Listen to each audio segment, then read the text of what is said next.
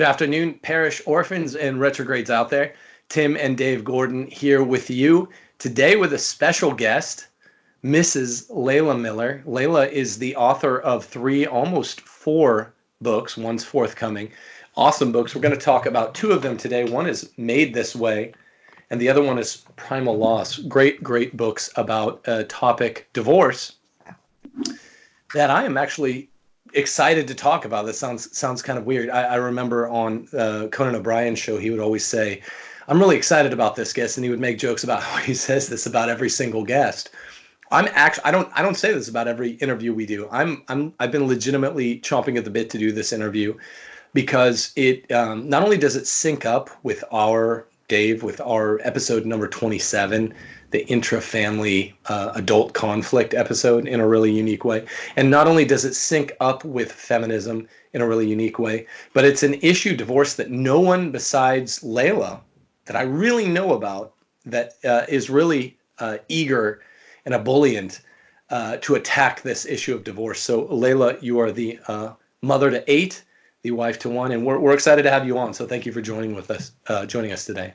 Thank you. I'm really, really excited to be here. So I appreciate you taking this on, and it's kind of the topic no one wants to talk about. Thanks for coming on. Yeah, great to see you.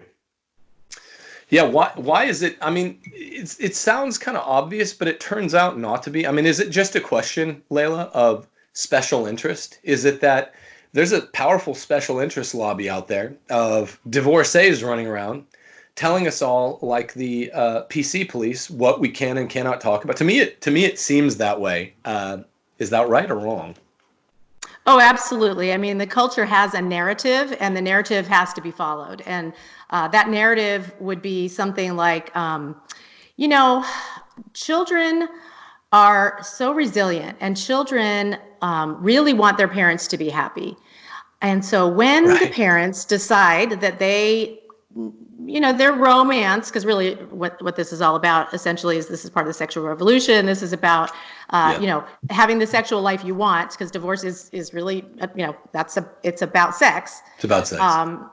So when the adults are not happy and their desires are not being fulfilled, generally that means that they need to move on, because if we're nothing in this culture, if not about making sure that the adults get their desires, their romantic desires fulfilled. So we know in the narrative that the children really want the best for their parents, and they are going to adapt, and they're going to be happy because the parents are going to be happy.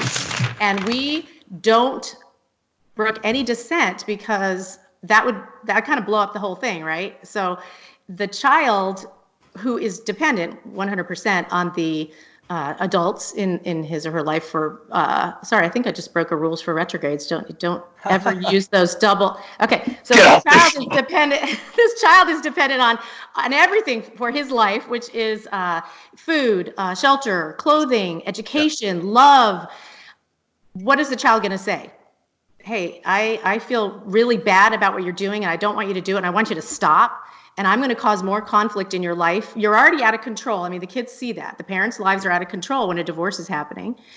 So what are they going to do? They're going to come in and say, I'm going to make you more unhappy by telling you, I don't want this, and I'm going to act out. No, generally speaking, the kid, especially smaller kids, they're just going to go along with it because they're trying to placate everybody, and their mom might be crying half the time, and their dad might be, angry and upset. And what are they going to do? So they go along with it.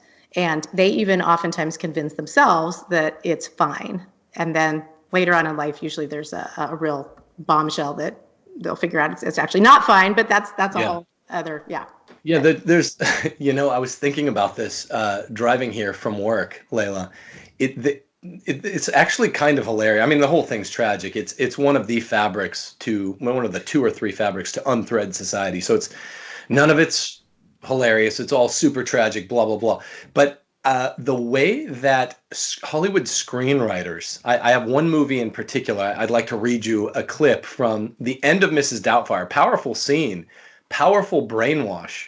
The way that the screenwriters must be involved in a divorce in some right, but what you just described, Leila Miller, is the ultimate gaslighting, because It's hilarious. It reminds me of, I don't know if you watch The Office. Dave doesn't. I'm going to get him hate mail in his DMs. He doesn't like The Office. But Prison Mike in the Office episode when the office employees are teasing Michael just to make him insecure, and they say, this place is worse than a prison, and he gets all insecure the way Michael Scott always does. And so he does one of his fictitious characters, one of the most famous ones, maybe the most famous one ever, Prison Mike, and he comes in and he does a presentation for him. And he pretends he's been to prison and he's wearing a do-rag. And he says, "You guys have it great here." And they're like, "Wait, so you're trying to convince how we really feel with by virtue of a fictitious character that's just saying fictitious things, and we were just messing around anyway." It reminds me strongly, the more I think about it, of the end of what you're saying and the end monologue from Mrs. Doubtfire, which takes place, it's at the end of the movie, and it's, Mrs. Doubtfire, Robin Williams' cross-dressing character as an old lady, has earned himself a new movie or a new show on TV. And he gets and the whole show, of course, is about divorce. He gets a letter that he reads on screen from a little girl. Let me read it to you and tell me if this is not what you just said, Leila Miller, plus Prison Mike, except it's not funny. And it's really quite powerful. As a kid, I kind of grew up believing a part of what he's saying because I love that movie. Okay, listen. So a little girl says, "Mrs. Doubtfire, 2 months ago, my parents decided to separate, and now they live in different houses. My brother Andrew says we aren't a real family anymore. Is this true? Did I lose my family? Is there anything I can do to get my parents back together?" And he's reading this the way kids shows used to do in the 80s and 90s. And he's reading it as Mrs. Doubtfire in a bizarrely, convincingly good voice, right? As Mrs. Doubtfire, and really seems like an old English nanny. And he says, "Oh, my dear Katie." And this is the outro. This is the last scene of the movie, and it fades back. It's got really powerful emotional music, and it's brainwash. It's a lie. "Oh, my dear Katie, some parents, when they're angry, they get along much better when they don't like each other, when they don't live together. They don't fight all the time, and they can become better people and much better mommies and daddies for you. So there's something in it for you." It's a subtext. "And sometimes they get back together, sometimes they don't. And if they don't blame yourself. Just because they don't love each other anymore doesn't mean they don't love you." Now, there are all sorts of families, Katie. Some have one mommy, some have one daddy, or are comprised of two families. And some children live with their uncle or aunt or their grandparents, or some children live with foster parents living in different neighborhoods in different parts of the country and may not see each other for many days, weeks, months, or even years at a time. Here's the money closing line. "But if there's love, dear," like a Beatles song, "those are the ties that bind, and you'll have a family in your heart forever. All my love to you, Poppet. You're going to be all right." This is the ultimate gaslighting, right? Gaslighting. It's complete gaslighting. It is so, wow, that is exactly right. And we use that, the people in the book Primal Loss, the contributors, a lot of us have become friends, and I know a lot of them now, and people I work with on this issue. We talk about gaslighting constantly. It's this idea that, love, it's the love is love thing, isn't it? So love is love. Yeah. Love wins. And so counselors do this. I have to say, Catholic counselors do this, teachers do this, priests do this. We do this in the church, where we say, look, love hasn't stopped. It hasn't ended. It's just that you are still loved by your parents. It's just that they can't live together, but you're loved. Well, that's not the issue for the child. That's total gaslighting, like you say. But the issue is that, yeah, great, fine. Each of the parents still loves the child, but the child doesn't have the love that made the child come to be anymore. So that love is gone. And that love is the foundation and the security and the identity of a child. So you take that away, and then you just kind of gaslight them with, well, you shouldn't be feeling bad. You shouldn't be feeling bad. You've shattered their foundation in life, the one that from the garden God, gave us as a natural right, as a God-given right to have a family, a mother and a father, and a marriage. You take that away, you shatter it, you make them homeless, you make them have two identities, you throw them off completely, and then you say, but you're still loved. What's wrong with you? So then this is great. So then you get to the point where you say the kid starts acting out. Maybe the girls start cutting. The boys are angry. They start acting out behaviorally. Oh, what's wrong with little Tommy? What's wrong with little Jane? And then guess who gets put on medication? Guess who gets taken to therapy? Never once do we connect it back to the actions and the decisions of the adults. Because when you act this way as a child and you're acting out, maybe mommy has a new boyfriend sleeping with, you have all these different things going on, and you have half siblings now, and you have people to compete with, and they have their whole family's picture on the wall, but you keep going back and forth, and nobody has your whole family's picture on the wall anymore. Right. You can't talk about half your family, and you can't talk about half your family, when you're over here, and you can't talk about the other half when you're over here. You have all this stuff going on, but you're supposed to be reacting beautifully to all of this, and you have no safe space anymore. You have no identity anymore, and you're the one who is seen as the problem because you can't get along because, hey, everybody loves you. Your parents still love you. So it's the ultimate gaslighting, and we do it as a culture. It's infuriating, really. I didn't know this. Like, I have to tell you, I didn't know any of this until I'm almost 53. I didn't know any of this until I wrote Primal Loss, and that was, when I was 50. I didn't know this for half a century because right. I'm not from divorce. I don't know anything about divorce. And so the fact that I'm learning this now just makes me mad because I went along with a lot of this. I just didn't really think about it. So I'm trying to wake everybody up and say, this is not right. So I'm so sick of hearing the prevailing narrative, and it just drips from everywhere. In society, you hear somebody whose marriage might be on the fritz, and all their boneheaded, feather-brained friends are like, oh, you deserve to be happy. Just rupture your family. Rupture the communion of this family, of your family that mirrors the Trinitarian love, the father, the lover, who gives his love to the wife, the beloved, and this brings forth the offspring, which is like the Holy Spirit, right? And we have to tell kids, well, we make excuses for parents who are going to do this horribly selfish thing, that you deserve to be happy and that it's not going to affect your kids. It's like saying if the Father stopped loving the Son in the Trinity, then it wouldn't affect the Holy Spirit. Of course it is. It's the biggest lie in existence.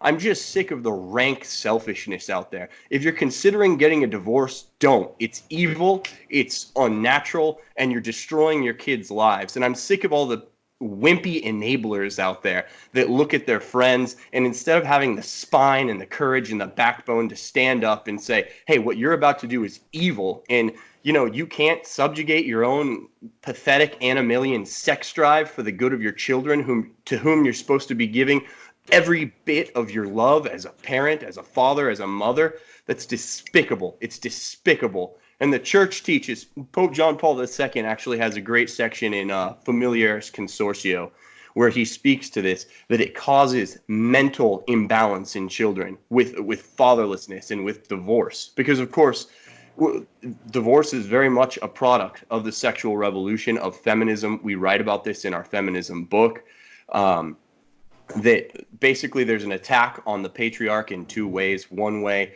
comes before the sexual act, and one way comes after the sexual act. Before the sexual act is just the loosening of sexual standards. After the sexual act, it's just ushering in no-fault divorce. That's how you bring about fatherlessness. They're both means to fatherlessness.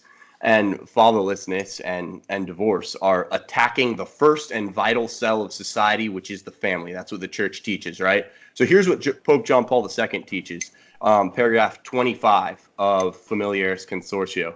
As experience teaches, the absence of a father causes psychological and moral imbalance and notable difficulties in family relationships.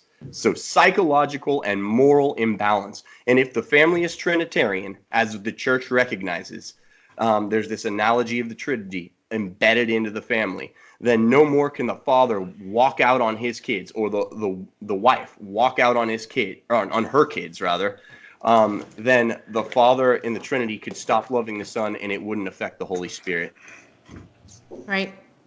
Yeah, the effect is disastrous. I mean, that's why Tim and I were talking a little earlier about the catechism. There's a whole section in the catechism on divorce, which nobody ever looks at. Again, nobody wants to talk about this, but the wording used in the catechism on divorce is things like traumatizes the kids, traumatize, a contagion. Divorce is a contagion. It's a plague.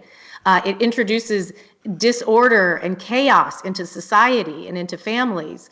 I mean, these are big, disastrous words, and we see it all around us, even in our parish communities. We're seeing divorce after divorce. These days, it seems to be ramping up, and no one cares, and no one's stopping it. So we have this culture outside the church, which, facilitates any divorce at any time. I mean, there's no innocent person who can stop a no-fault divorce.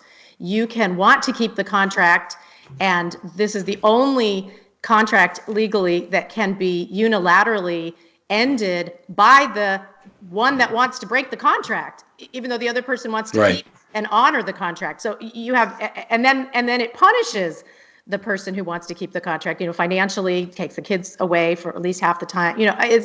It's so unjust. And then you have the church being complicit, unfortunately. In America, you don't see any breaks. You don't see any stops to any of this. It's just, if anything, it's a facilitation. Like, well, there's a requirement that before you can, come to the tribunal, you have to get a civil divorce first. Oh, excuse me? Okay, so you're requiring us to go do a very bad thing. Right. So that we can have the church look at this, and then we pretty much know what the outcome is going to be. So we've got these major exit ramps for anyone who wants out. And then the person who wants to stay and fight and work gets no support legally, from the culture, and then no support, almost no support in the church as well. And they don't even get the moral victory, right? Because everybody else's friends are telling, the person who's leaving the marriage, the aggressor in the marriage, oh, you can leave. It's fine. You deserve to be happy. So you don't even get like the moral victory as the one who's bereft of his spouse for somebody telling you like, oh yeah, your spouse is dishonorable. No one's shaming them as they should be shamed, because you take a vow when you enter into the sacrament of marriage that you are going to be with your spouse for better or for worse till death do you part. There's not even a sense of societal shame anymore that you're not an honorable person. You just broke a vow that you made before God and your church and every beloved person to you in the world. What's that all about? Well, it's even worse, because not only does the innocent party not get the moral victory, they are the ones who get shamed. I can tell you that when I started this, I would get phone calls. There would be, I don't know, there's people who do like divorce ministry and such in the church. And one of the themes is to kind of tell the abandoned spouse to move on, because that's a healthy response. And that if you don't move on, that means there's something emotionally wrong with you. Right. So, she's just not into you, bro. It's like, this is my wife. Exactly. Why do you still want to be married to someone who doesn't want to be married to you anymore? And so then you're trying to keep the vow, this sacred vow, and you're the one being told there's something wrong with you, and everybody's cheering on this other person. And I will say this too, because I want to get this in here, because I'm always accused of, wanting to see women dead. And I'm always accused of, facilitating and encouraging abuse. You were telling me before we started to be fair. But we'll keep that under wraps. But and your association with Rules for Retrogrades. It's already dangerous, right? Yeah, you already basically de facto want to see women, but go ahead. I want to see women beaten and bloodied and dead. And so, of course, what I've said a million times is exactly what the church says. And the church is very clear on this, even if the church doesn't follow this. If there is, the canon law holds that there are times where physical separation is permitted. And of course, it's permitted with the permission of the bishop. Well, not one single U.S. bishop follows this canon, but it's still on the books. So I might as well just say that. But and that is if there is unrepentant adultery, if there is a danger, and if there is a truly unlivable situation, then you may physically separate. Now, the church has always said that, but there's a little caveat, and the caveat is always with the hope of reconciliation when those issues are cleared up. And in fact, boy, you can see almost like we have two different religions now. I've for my next book, which is on impossible marriages redeemed, I quote from Leo. I'm not so good with my Latin or anything, but Pope Leo the 13th, is it Arcanum or Arcanum? It's 1880, and in that book, it's on Christian marriage, is what it's called. There's a paragraph that says, when we, as a church, we allow the separation of spouses when things have gotten so out of control, or whatever his language was, that has to happen. But the church never despairs, or never ceases to try to bring about a reconciliation. Those are pretty strong words. Never despairs, never ceases to try to bring about a reconciliation. That's a 180 from what we have in the church today, which is, you know what? You could probably go and then just tribunal, and it'll be taken care of.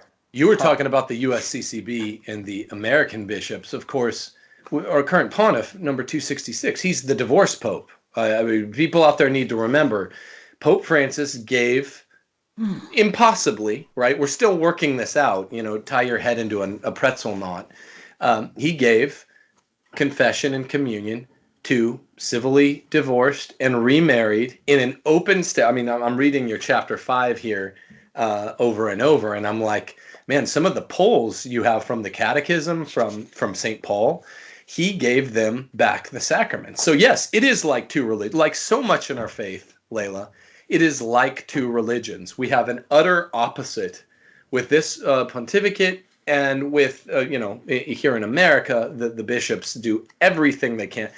Some bishops are told that have reported that in their tribunals they've never even denied someone once out of like several thousand tries for annulments. Annulment's a whole different topic. That's a topic. I can come back another day on that, because I'm actually starting to do a few exposés on the people who work in the tribunals who are coming to me and saying, I need to talk to you. So I have a few of those going on. I mean, it's complete corrupt. But one thing I want to let me first off, before we leave your opening salvo and the Mrs. Doubtfire poll totally behind, contrast both of those, and then I want to ask you something else. Contrast both of those with this passage from page 69 of your book, the divorce chapters 5. Here's how one of these victims of divorce describes her parents' divorce, which took place more than 40 years earlier. You tell me if this is a kid being honest. I think so. I was devastated as a child when my dad drove away, and I will never forget standing in our front yard literally screaming, "Come back." I didn't understand what was happening, and my 3-year-old sister certainly didn't understand. I remember my grandma, my mom's mom, grabbing me, telling me he loved other women and to stop screaming. This is brutal. It breaks my heart just to read. I survived the divorce, but the fallout wasn't pretty. Lots of acting out, unsettled behavior. It really skewed the way I looked at guys and what I thought love was. If marriage wasn't forever, why should anything else be? Now, having said that, now this is an honest kid's response. We used to use the term a broken home, which is been vanished from society. It's been vanished. We don't use this term broken home any more than we use the term cross-dressing, right? Or transvestite, because now you just are a woman if you dress as one. So the left, the political left, outside and inside the church, who are the powers and the principalities, that be, or I mean, the powers and the principalities control them, but they are the powers that be, have just vanished this concept of a home that's broken, as evidenced by my Mrs. Doubtfire quote. Leila, you talk about the catechistic language of contagion. In what senses is divorce a contagion? Because it seems to be something that, if it's truly, as Dave says, a dis-ease of the mind, a disabling of the mind in the victims of divorce, it's something that's with them every day of their life, not just when dad's driving away. If it's truly a contagion, I'm making a couple connections here because I really want to unpack this concept, then it's with them for the rest of their lives, even in the cases of divorcees that use their parents' divorce, children of divorces that use their parents' divorce as cautionary examples. It's dysfunction, right? And they're going to substitute other dysfunctions in there, even if they say, no, I'm going to do anything but get a divorce. It's a contagion. Right. So I'll dispense with the first type of contagion that it is, and that is, social science even says that it's in communities. So if you're, someone who gets divorced and you're in a work situation, people around you will start to get divorced. I know even from high school, like I know some high school friends where one lady got divorced and then the next lady got divorced. And so there's contagion, in a kind of a horizontal way. But then the contagion through the generations. One of the saddest chapters in Primal Loss is, they're all sad. Like I always say, read that book with a glass of wine and a box of tissues, because you're going to cry your way through that. But there's one chapter that's on how does your parents' divorce affect your own marriage or your own view of marriage? Good. And yeah. I can tell you, I have pulled the saddest quotes from that to give talks and things, because there are people who, and I never knew, again, I'm going to say, I went to my marriage, I was a lapsed Catholic, whatever. I married this Jewish guy. We're both devout Catholics now. We both, had a conversion, a reversion, but we got married in the church. I never had one concern about permanency or whatever. I'm just like, yeah, we're getting married. This is great. This is for life. These poor people, I had no idea the anxiety that is brought to their marriages. And let's say like a woman who's from a divorced family, a broken family, marries someone who's not. And they get married in the church. And some of these women would have such anxiety through the years. Even in the first years, they couldn't be happy. They couldn't relax because they knew it was just a matter of when. When is this going to end? When is he going to leave? When am I going to leave? When is, what's going to happen? They would imagine in their minds constantly what it would be like to be a single mom. One lady was squirreling money away in her sock drawer so she could be prepared for the day it was all going to fall apart. Everybody's waiting for the shoe to drop. Everybody's, they're on edge. One lady was suicidal. She said, I was married to a saint. And I was so anxiety ridden about when this would end and how it would end that I just couldn't get past it. She said, she thinks back, she's like, it took 20 years for her to get over this and to know he wasn't going anywhere. And then to, get to the point where she wasn't in constant agony, which was her words. Yeah. So you've got this, you don't even realize it because you're not noticing that in people's marriages. You're probably thinking, oh yeah, they're doing great, right. Joe and Sally in the parish. But inside there's all this stuff happening. And so it does bring, it comes to bear in their own parenting, their own faith life, who is God the Father. I mean, it can't but help influence everything they do and every relationship within the family. And eventually, it does sometimes end up in divorce because they just can't get it together. They don't know what to do in the case of conflict. So conflict in their minds, leads to permanent separation. So a lot of them are trying to be really perfectionistic. Some of the guys in the book were playing this game of, I'll leave you before, I'll hurt you before you hurt me and leave me, or I'm going to get angry with you so that you can't, hurt me. And they do this testing, this testing. Is she going to leave? How far can I push it? So you've got this dysfunction because they've never dealt with these wounds at all because, right. Well, why would they? Kids are not affected by divorce, right? I mean, nobody is supposed to be affected by this. So yes, the contagion through the generations, it's not acknowledged. It has to be brought out in the open. We have to start talking about it because it is, again, this is our church talking. It is a contagion. I always laugh because I don't laugh. It's not funny, but people talk about abortion. We can all agree abortion is an evil, an intrinsic evil. It's a terrible, terrible thing. And we all kind of laugh when people say, well, it's not pro-abortion, pro-choicers. They say, well, but Jesus didn't say anything about it. It's not in the Bible. Well, guess what is? Divorce is in the Bible. Divorce was talked about by Jesus Christ. Divorce was talked about explicitly by St. Paul, right. And we don't talk about it and we don't care about it. God hates divorce. God hates, that's what Malachi. The Bible says. Yeah, Malachi right. 2:16. God hates divorce. And so right. We don't talk about it. I have lived almost 53 years, and I have in that time as a Catholic heard one homily about divorce in over a half a century. It's one more than me. Exactly. Yeah, exactly. There's a great quote by Ronald Reagan's son. We tend to lionize leaders who line up with our point of view, even when they kind of have these skeletons in the closet from the past. But there's a great quote by Michael Reagan about describing his parents' divorce, and I think this kind of is testament to what you're saying.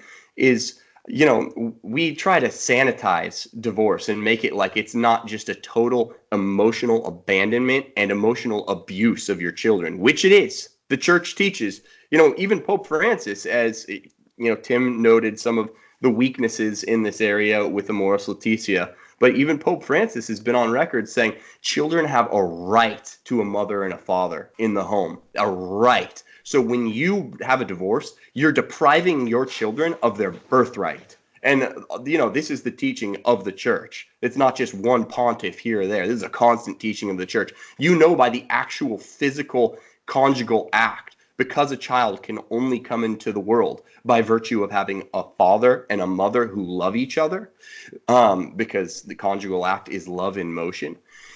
By virtue of that, that a child has an actual physical, natural right to a father and a mother in this permanency, because love is naturally permanent, right? That's why even no one falls in love being like, yeah, I'm going to break up with you soon. But here's what Michael Reagan says about the effect of divorce on the psyche of children. Divorce is where two adults take everything that matters to a child, the child's home, family, security, and sense of being loved and protected, and they smash it all up and leave it in ruins on the floor, then walk out and leave the child to clean up the mess. And I've seen this. I think everyone's seen this firsthand in their life. The effects of even people who purportedly have put it together after their parents divorced and are living like a pretty cleaned up life. They're not letting their own marriages be affected.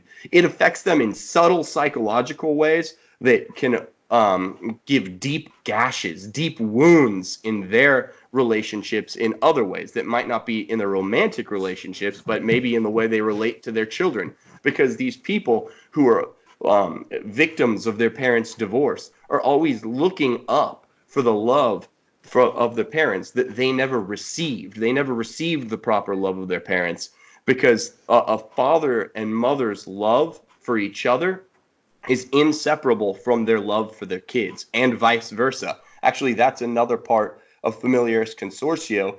John Paul II connects the love of a father for his wife to the love of a father for his children. He says, quote, love for his wife as mother of their children and love for the children themselves are for the man the natural way of understanding and fulfilling his own fatherhood. So these are inseparable, interconnected concepts. So you're saying that Mrs. Doubtfire's ending salvo is wrong. Well, obviously it is. That's actually amazing that he said that in Familiaris Consortio, because one thinks it's like saying you're traded to another team and yet you still have love for that team. You might, if you bail on the Cleveland Cavaliers, I won't tell you who did that, right? You ask for a trade, or you force through free agency a trade. It's like saying, oh, I still want them to win even though I'm playing for another team and I'm going to be scoring points against them whenever I have the chance. The husbandly love is no different from a fatherly love. It's distinguishable, but it's not inseparable. That's amazing. The contagion that I was asking you about, Leila, the contagion is this, I guess, the vertical one. You talked about a horizontal one. This is what I wanted you to say a few words on for us. The kind of, Leila and I were joking before we started rolling tape that, it's funny when you use a cliche and you mean it in a deeper way than the cliche itself seems to impart or express. The idea of, 50% of people are rocking around out there affected by divorce. I say, no. It's 50% is huge, first off. We can all agree. No. It's not 50%. Here's why. When you include the parentage, which means both grandparents plus your parentage, if 1 out of 2 people are getting a divorce, then it's far greater than that, because there are a lot of people out there that their parents stayed together, but one or both of their parents are divorced. What that means, if all this stuff Dave's bringing in from JP2, who's pretty, unlike Francis, is pretty strong on marriage, if that means they can bring issues, contagious issues, Leila, to a marriage and to a household, and still be kind of have change blindness, because they're focusing on, okay, I'm not going to let my marriage go the way that my mom and dad let theirs. but there's dysfunction there, and there's going to be some other mole that needs to be whacked, that because they've been improperly formed in the first society, right, the ecclesiola, the church in miniature, there will be other dysfunctions that pop up. Is this as good as a guarantee if this is a true contagion? Mm-hmm. Oh yeah, absolutely. Yeah, and we talk about generational sin.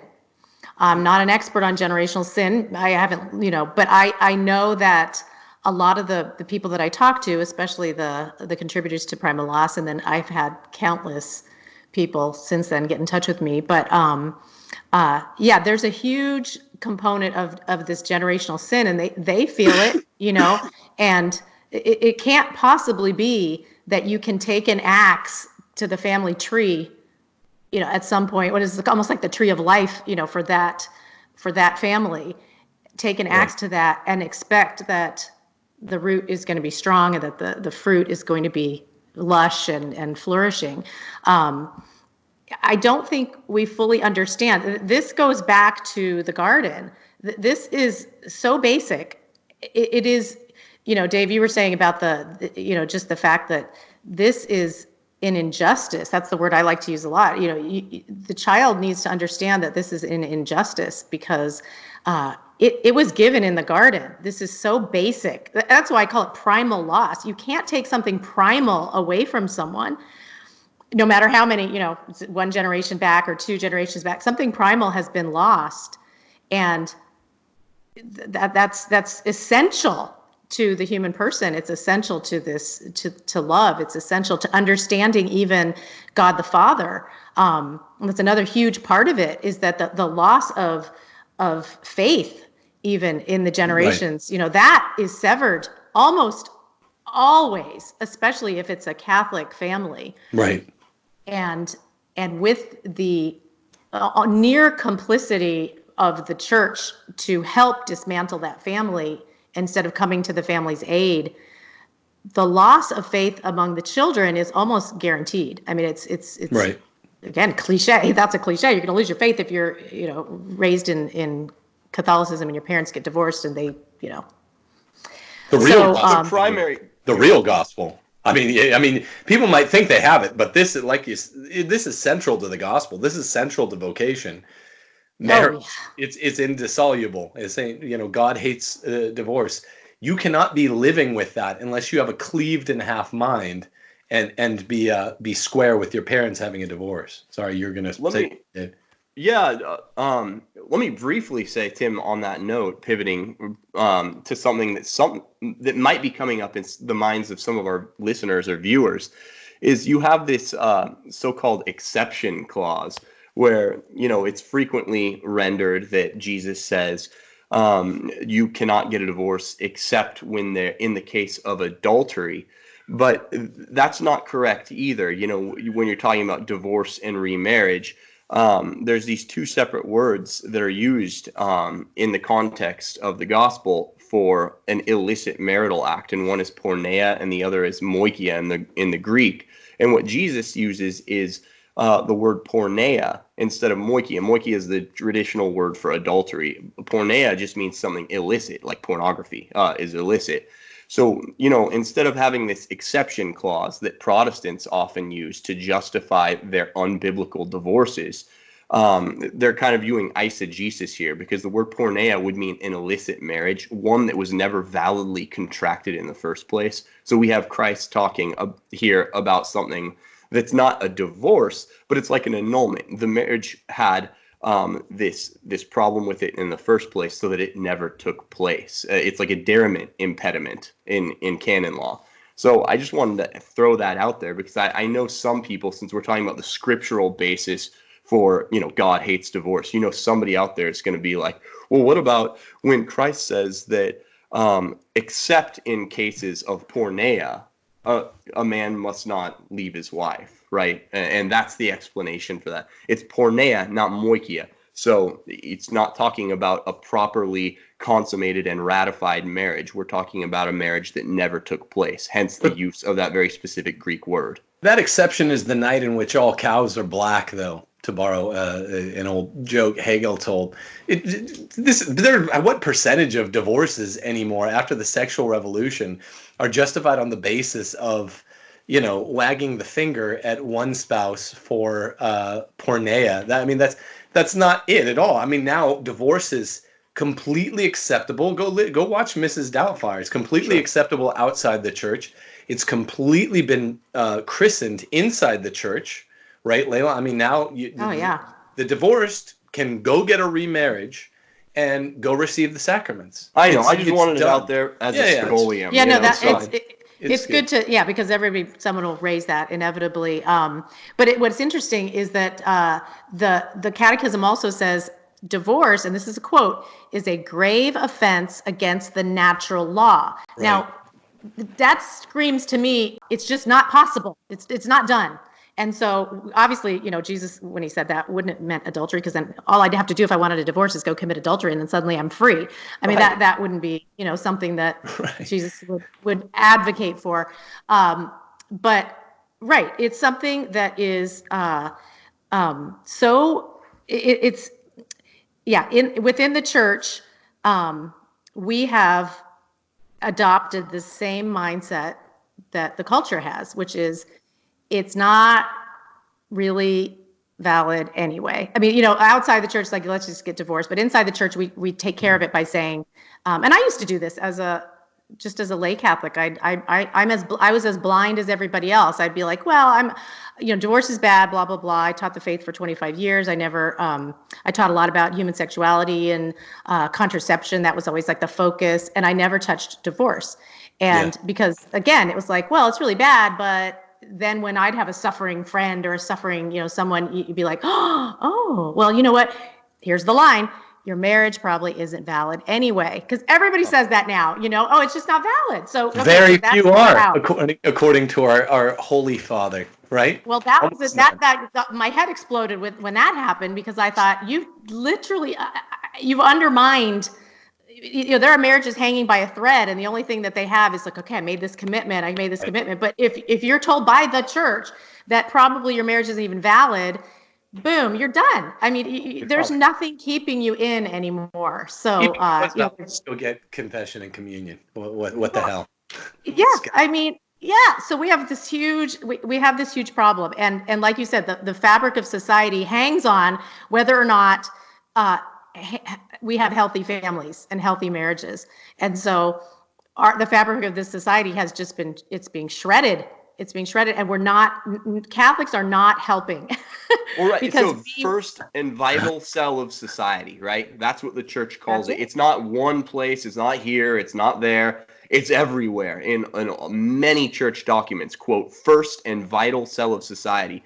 So goes the family, so goes society. Vital. There's the word. If the family is breaking down in this fundamental way, where father and mother don't love each other, they're dishonoring their wedding vows, they're breaking off their love for their children, which they are, because again, they owe their children not only this vertical example of love from top down to the children, but also this horizontal example of love where they're modeling love in action for their children, right? They're modeling, this is how a father loves a mother, and this is how a mother is receptive to the father's love, and this is how you serve each other in this vocation of marriage. And when that breaks down, you've got people with wounds, vertical and horizontal. So there's lacuna in the child's formation by way of him not seeing the love properly lived out, which means he's not going to be able to properly live out love. And he's also going to have this unfillable void in his heart, right? Which means, because you'll always be looking for that lack of love from the parents. And Tim, this is something you and I have talked about quite often.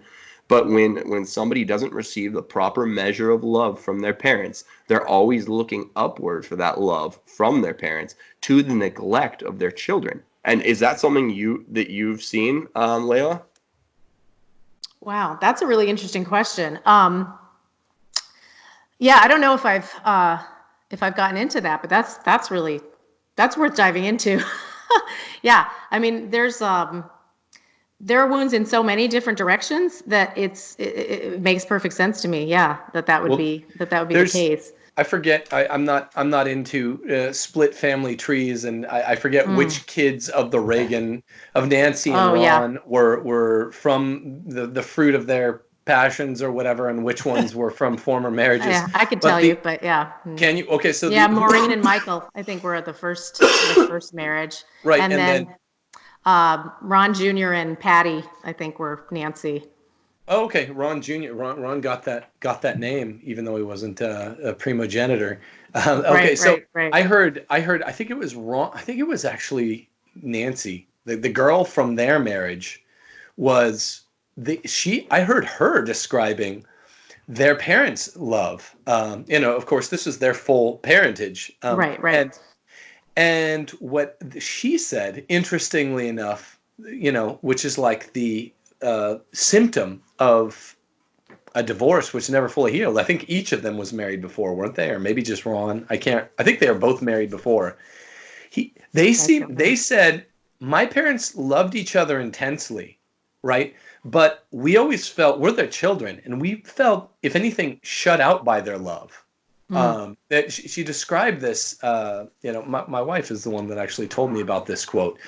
Why? I mean, forget the fact that they each had 2 divorces beforehand, and probably how this must have made the children from the previous marriages feel. But I think it was Nancy Jr. or whatever said, these are our full parents. This is Ron and Nancy, and their love always made us feel excluded. That's a problem, right? I mean, unless she's being a drama queen or whatever, but I'm not into gaslighting people. Right. This is what I meant about the contagion. Leila, this is what I wanted you to talk extensively about contagion. It has lots of imagistic sort of tentacles we could discuss. A divorce makes, the marriage of the parents is like such a tight bond, but it's a dysfunctionally tight bond. Where they're like, we're gonna be together, and the kids feel excluded by the love. The divorce has to be behind that in some way. Like And we're not just right, maybe the defense of the second marriage being, this was my soulmate, this is the one. I try, we just got it wrong, but now, and it's almost like a way of, I don't know, maybe justifying why you had to leave the first one, because there has to be some residual guilt. right. If you've left the bond of the first spouse, you made a vow, and at some point it's going to catch up to you. So you have to have enough justification to say, well, because my soulmate was over here. So then that kind of, I guess, can be the big, take over all the space. Although ironically, the second marriage has we have a statistically much higher rate of divorce with second and third marriages, which again puts the kids, they're navigating serial breakups and serial divorces and serial girlfriends and boyfriends, and so that puts them also again back on their heels and just complete disadvantage, just broken. So, but that's very interesting, because you're right. There is that very strong bond sometimes with the soulmate. Leila, you're always saying that you and maybe one or two of your friends are defending us from the feminists, which we very much appreciate here. We always appreciate being the damsel in distress. But because you're the only real Catholic I know that's putting out books on this contemporarily. And you're a radioactive woman. I mean, this is far more politically incorrect stuff than even talking about feminism. This is punching all these people right in the grief bone. Yes. And it might be people that aren't super defensive about it, but are probably reading your books. 5th chapter of Made This Way and Primal Loss, and feeling like, well, I'm not mad at you, but man, you brought up an upwelling of feelings. And I think that's a remarkable thing. By the way, people out there, feel free to comment on this. I mean, I'm very curious about Dave's theory about the upward-looking love thing. I'm very curious about the Nancy Reagan Jr. Phenomenon. We have a lot of viewers that I'm sure are from divorced families, and we could. This is an episode we could really use commentary in the com box. Are these phenomenologically, are these emotions that people are feeling? I mean, you interviewed 70 people, right, Leila? Yes. Yeah, 70 people, men and women, good divorces, messy divorces, young and old. Some divorced when they were infants, some when they were actually adults. Their parents divorced when they were adults. It's Yeah, when you say radioactive, I have lost friends, really wonderfully Catholic friends, who, especially due to the idea, this is another idea we haven't really brought up, but will be in my next book too, a whole section, people who've decided to stand for their marriage vow even when they've been abandoned. Now, the idea that someone wouldn't go and get their annulment and be able to have sex again, that they would have to be alone and lonely is something we don't want to hear about. It makes us very uncomfortable that someone couldn't move on and be romantic again and have a fulfilling life with a romantic partner and a husband or wife. So you've got these people who are a very small group that are standing for their vows. They should be heroes in our midst. We should be supporting them always. They are the ones who are alone, they're lonely, but they're sticking it out. They're saying, I made a vow, I made a promise before God and community. I'm not going to break this vow. I don't even care if he moves on or she moves on. I'm staying. We're not, I may never see them again, but I'm going to die married to this person. Right.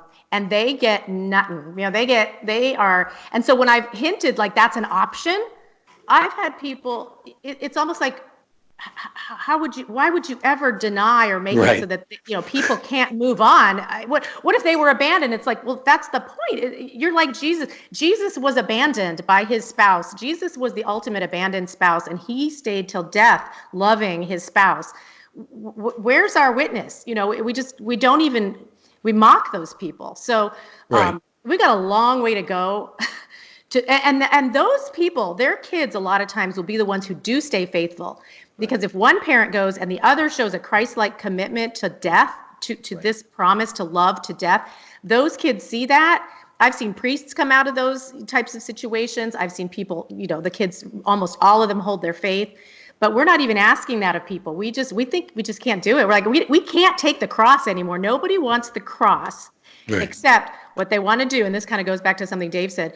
Someone has said divorce is like the parents taking the cross off their shoulder and putting it on the backs of their children. Who said you get a cross-free life? When did Westerners start assuming that you're going to have a cross-free life? Everybody has a cross, and you have to embrace it, because without the death, without the crucifixion, there's no resurrection. Christ tells us you have to embrace your cross, which means embracing its splinters. It hurts to be crucified. And when it's a great witness, it's a living martyrdom when these abandoned spouses, they're fornicating or animalian spouses who want to traipse off with their new concubines.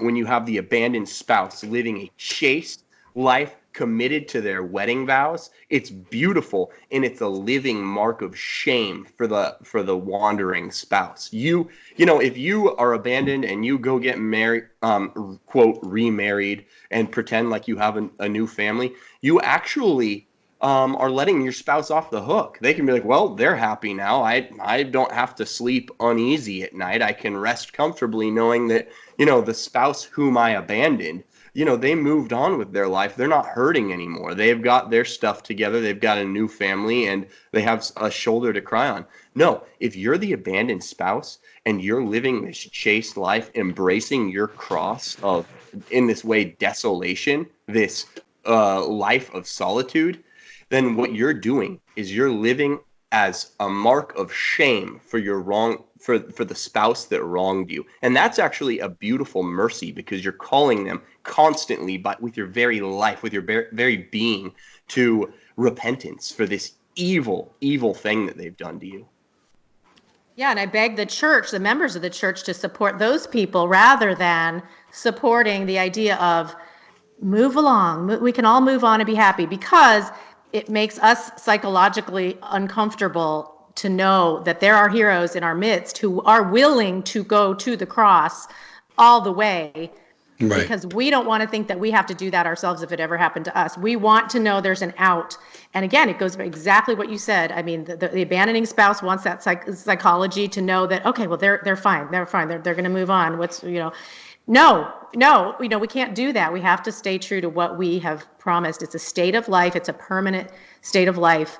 And the church has to get back on track and make it known that this is a permanent state of life, not just okay, we'll just help you move along as well. That's not helping anyone. It's not helping us become holy, and there's no witness for marriage there. There's no witness. There's no love of Christ there. So we've got to change our mindset. I mean, back to what it was before, like, 30, 40 years ago. We've got to get back to that. It's issue number 1176, where we could say that, right? The church needs to go back to its true teachings. Right. We have the gospel, and we have the anti-gospel, which is really all modernism is. Now we have modernist Catholicism, which has been christened. It's a false church. I mean, technically, it's still one religion, right? Although the magisterium and all that, and the temple hasn't been split in half yet. But I mean, how many issues can we say this on? Really, maybe this is number one. It says maybe Leila Miller. Is this the most important issue? I think if marriage is everything. I mean, if again, it goes back to the garden. But if I got a bunch of booklets from the 1950s about it was just popular booklets for Catholics, and it was reprinted maybe 6 or 7 times, these little booklets about marriage, keeping company, divorce, annulments, all of these things. And I looked through these little booklets, and I feel like it's a treasure because nobody's going to reprint these things, but I have them in my possession. And it is like reading the words from another religion. I mean, the idea that it is everything that we've talked about that marriage should be, and that the permanence of marriage, and that you can't just move on, and that it would be a 1 in a million chance that you'd get an annulment. You know, it would be unthinkable that you could keep company with someone, even keep company. I'm not even talking about living with them. And these priests are answering these questions that people have, and you think it was a different religion, and yet this was just a few decades ago, and my jaw was just on the ground. I thought this is the truth. I mean, and it still comports with everything that's in the Catechism, everything that's in Scripture, but it doesn't bear any resemblance to what's actually happening on the ground in Catholicism right now. We live in the post-textual church, right, where all the stuff is on the books, and this is what we're struggling with now. The theologians, have been useless to talk to this, because what they devised in the early part of the 20th century, well, even before the council, is leave the stuff on the books, go away from teaching it, and we will throw this new council and a series of synods and meetings and papal documents that insinuate, it's like a mass email going out to everyone. You don't have to live by those rules on the books. And we don't know theologically or philosophically what to do with that yet, right? I mean, there needs to be really another council, because it is like there's 2 religions within Catholicism. Anyone reads this on any important social topic or even theological topic that the church treats under the rubric of faith and morals, and it's like a different religion. I mean, it is. It's true. It's true with annulments too, especially. Do any of you guys, have you ever heard of somebody being denied an annulment? When your divorced friends, they triumphantly come back and no, it's cool, we got an annulment. The church doesn't really deny those to anyone. I've worked with canonists before. When I was in apologetics, I worked in an actual center that had an apologetic center and a canon law center. And I've never heard, I've talked to people integrally involved in the annulment process, and they just said they're never denied. They're never denied. So people, your annulment, that's not the church speaking inerrantly. It's not the church speaking ex cathedra saying your marriage never happened. It just said, based on the information that you presented to us, which could be, exaggerated and falsified, because I've also worked in court, in civil court. I've seen what happens in the divorce procedure, that based on this information, it's likely that your marriage never took place. So we're going to give you this stamp, your marriage didn't take place. But if in your heart you were married, then that doesn't matter. If you misrepresent something to the church to get this shiny annulment. Wait a minute. But the fact that you're saying it's 0%, that not all these people are falsifying, probably a lot. Again, you're blaming the people. This is evidence of a vast conspiracy or something No, within the it's a church. problem with diocesan tribunal. If it's 0%, which is Right. what that bishop told me. So there's, this is my next, this is kind of my next thing, because I get a lot of people now talking to me anonymously from the tribunals. Some tribunals, do deny declarations of nullity. I have known, because of my work only, I hadn't known anyone before that, but because of my work in this divorce situation, I know people who have fought. It is one of the hardest things you can do to fight for your marriage in a tribunal, because nobody fights. Even the abandoned spouse doesn't fight, because the abandoned spouse doesn't want to be alone forever, right? So Right. to be an abandoned spouse and to fight, first you've just had this devastating divorce, which almost killed you. Then you lost everything, you lost your family, because there's so few people that fight for their marriage in the tribunal that they look at you like you have six heads, and they sometimes don't treat you very well. I have known people who have won through that system. It is very difficult. It is very torturous. It makes you disillusioned by the church, but I have seen it happen. It is extremely rare. It's like hen's teeth. Why? So why is it extremely? You're saying the system is against the doctrine on marriage. Right. So that's, again, I'm just sticking my little toe into these waters of the annulment situation, the tribunals. I have interviewed two tribunal judges, a psychologist, and someone else has now just I'm working on a third blog post about it. So it's on my blog, the two that I've done so far, which explains the mindset of the tribunal, what's happening, and why it has been, in my opinion, corrupted pretty badly. And even the two previous popes have said that. I mean, they're on the record of saying, what's going on in America? Right. What's going on with all those annulments? That's not right. It's a rubber stamp. It's a rubber stamp. We have a problem. We go through the motions of these things. I mean, that's a whole other show, and that's worthy of talking about, because it is the other thing that no one will touch, and it is also secretive. So you're talking about a secretive process, because it should be. It's a court, it's a court proceeding. You can't have everything out there, but it is one of the huge exit ramps that we are using to break up families, and it has to close up. I mean, we can't have this happening. And it lends these people moral certitude about something they shouldn't have it on. You shouldn't feel good. You're still ruining your family. Even if you go get an annulment, the chances, how many people actually contracted an invalid marriage, or was there like a dermant impediment to their marriage? It's really, really rare. Right. And let's say that they're they have a lack of form, or they have something that they could get a quick, easy, a lack of form annulment in 2 weeks or something. Or let's say that they had an impediment at the time in a formal case.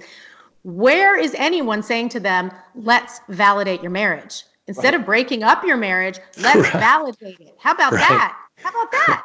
So that would put off, they couldn't have their shiny new spouse or concubine or whatever. They wouldn't get their sexual release. Right. Most of them are already, if you look on a pamphlet on annulments in the diocese, it'll say things like, question and answer. Should I set the date for my next wedding yet? Oh no, wait till you get your annulment. In other words, these people are dating usually who want the annulment. They've already moved on.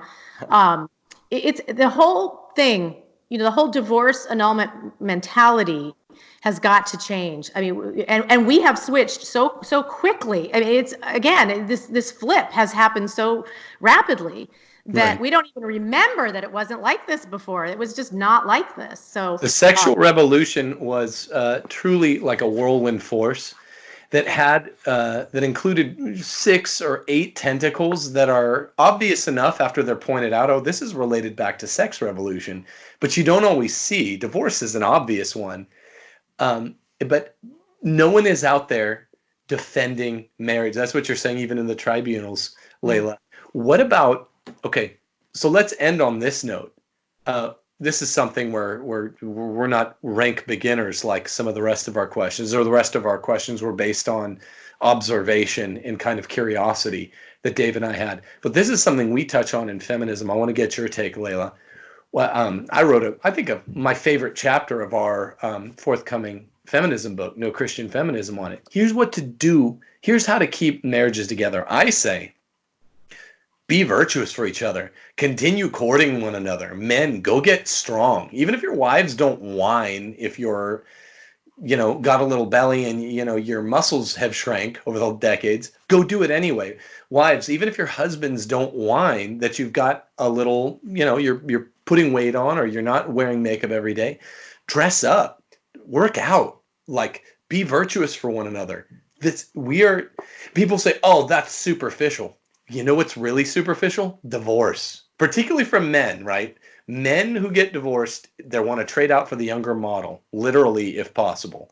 And and so don't give me this divorce is superficial, but there's this deep analysis that is involved requisite to keeping marriages together. They're one and the same. You avoid divorce by keeping your marriage together. It is all about sex. You have to date your spouse. Am I wrong there? Am I going to get the feminists after me for saying this, Leila? Well, you'll definitely get the feminists after you, but The stupidest question on this show yet. You knew that going in. Yeah, I mean, well, of course. I mean, yes. I mean, you should always want to. I mean, I mean, Dean gets up at 4:30 every morning. He's working out every morning. I mean, thankfully, he looks great. I'm happy. It's part of it is caring about the other person and wanting to be the best person for the other person that you can be. And if you just let yourself go, clearly that's not in the best interest of your marriage. Should it all be put in that basket? Well, no, of course not. But take care of each other. Absolutely. Why do we want to dress up for our girlfriends, to go out for a girls' night, or dress up to go to work, those women who are working and get all, but then you just leave the worst of yourself for your husband. I mean, I know this. I'm not holier than thou. I'm almost married 30 years now, and I'm just waking up to the feminist brainwashing that I've lived in and my poor husband has had to deal with, for 30 years. So I'm really looking forward to your book because I think that's another area where we just have been completely, it's like the soup we're in this soup, we're swimming in it, we're fish in water, and the water is feminism, the water is the sexual revolution, and we can't even identify that we're in it. Right. And so we need to see a different perspective. That's why if one voice, they get mad at you, people get mad at me. But if you're just that one voice that's going to set that light bulb off in someone's head, that could change everything. So, I mean, it happened to me. Like I said, I was red pilled on divorce and feminism recently. And I thought I was a great Catholic. I thought I was doing everything right. And I'm learning. I mean, we have to go back to that. So, right. You're an author and a teacher of the faith for 25 years and you're still getting red pilled. Same thing. This shouldn't be happening to people like us that write Catholic books, and we're just getting red pilled on issue every day. Yeah. Let me add a couple of things here. Tim, just on what you said, there's nothing superficial about not wanting your husband to be a noodle arm ninny, and there's nothing superficial about not wanting your wife to be a beastie. That's not superficial. It's natural to appreciate beauty, and there's something about beauty that shows fitness for procreation, and of course, children, as our faith teaches us, inerrantly, infallibly, are the chief fruit of marriage. So, no. We're not going to separate out the physical aspect completely. Now, there's something to be said for somebody just has a bad bone structure, but that doesn't mean you can't get a tan and work out. And I've heard a starlet before say, I forget who it was in the news, but she's like, sweatpants are the number one cause of divorce. You've got to keep up appearances. You've got to be virtuous on the inside, but you also should reflect that virtue on the inside with your exterior appearance. It matters. And it matters that you're making an effort for your spouse because it shows that you love them and you want them to be attracted to you and you want to keep, continuing your marital relationship, which isn't, we're not dualists. How many times have we said on this show, we're not dualists. Man is a composite of body and soul. So because we're a composite of body and soul, the conjugal act, you actually get an outpouring of sacramental graces every time you complete the conjugal act, the marital act in the state of grace. You renew. Are you talking to just me or just everybody? To everybody. No. All of you, all people who commit. Do the marital embrace in the state of grace. They get sacramental graces from that. And if you're not attracted to your spouse, that's not going to be something that happens as much. That's natural. Let's not remember, what do they call guys like Aquinas and Aristotle in particular? The philosopher of common sense, right? Because you can use your eyes. You don't have to. There's too much of this impulse in Catholicism nowadays within this faux pious Catholicism where it's like, oh, well, I'm just going to deny things that are totally natural and that everybody naturally understands. Like attraction is bad or it's somehow superficial. So that's point number one. Then point number two, let us point out how this is just integrally connected to feminism. Feminism is the root of all of the rot in the Western culture. And it's connected to divorce. One of the main goals of feminism was to usher in no-fault divorce. So here's Laura Bradford of the Stanford Law Review. And she's saying the sexual revolution quote, contributed to the modern conception of marriage as an equal partnership. As women seek equality with men, the patriarchal family unit has given way to relationships where men and women enter as equal autonomous partners who agree that the marriage should dissolve if and when it fails to provide both partners with opportunities for self-fulfillment. It's rooted in feminism. It's an, quote, increasingly important measure of women's political freedom, end quote. And, you know, this is the thing. People who are still like not red pilled on feminism are always trying to parse like good feminism from bad feminism. We have to be pretty stupid if something is acting as an attack on the first and vital cell of American and all of society, the family. It's ushered in divorce and contraception and abortion. It's literally responsible for millions of deaths. But hey, we have to pretend and give lip service to now women can open credit card lines without their husband's consent, and they can get a job at the local Kmart for $13 an hour and show how empowered they are. Thanks, feminism. That's great.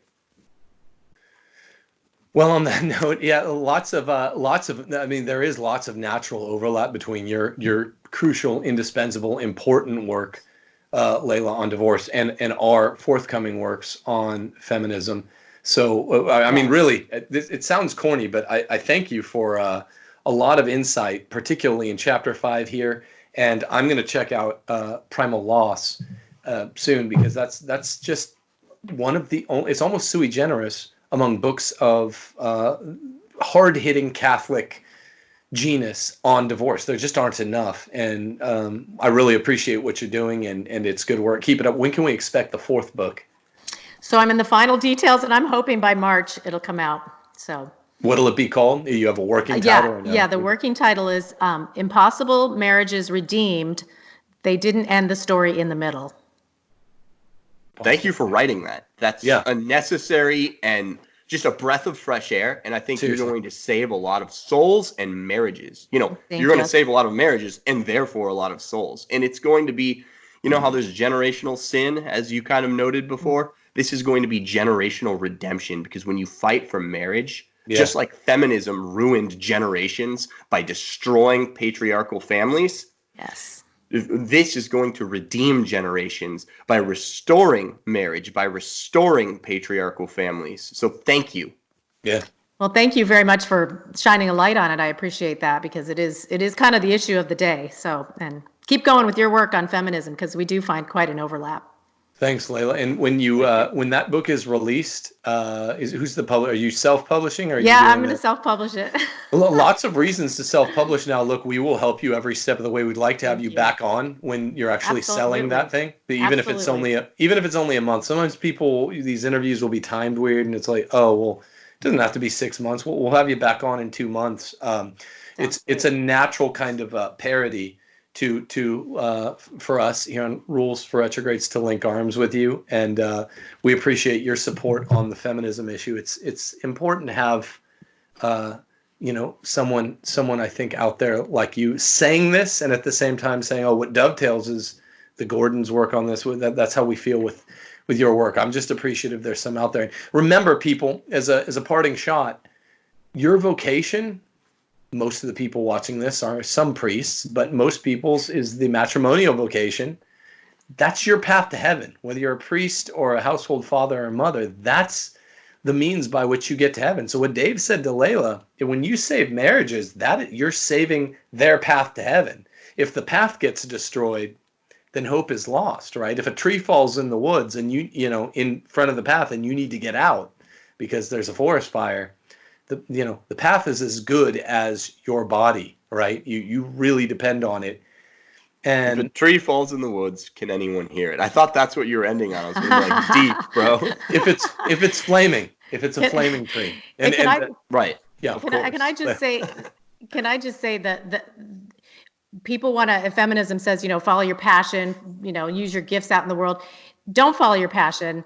Follow the duties of your state in life. Be obedient to the duties of your state in life, because that is what you will be judged on at your particular judgment. And that is what you need to focus on, not your passion, but saying no to your passions and saying yes to the duties of your state in life. So, Amen. And passions will be cultivated accordant with your stage of life, right? that's right. That's I right. mean, I haven't liked every job I've ever worked. I've kind of hated most of them, to be honest. But when you finally find a job you actually like, I like teaching.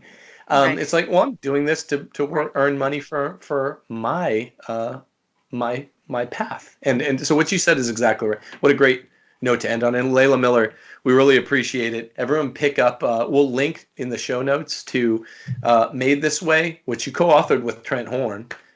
Tell Trent hi if you. I will. talk. I will. And can I say one thing? Just Yes. everybody you can go buy Primal Loss if you want, but I offer it for free. If you go to leilamiller.net/digital book, you can read the whole PDF for free right now. So it's Leila Miller, Leila Miller.net/digital book. So read what those 70 people have to say.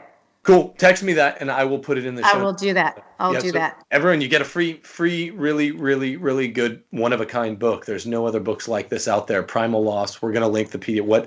How generous of Mrs. Leila Miller.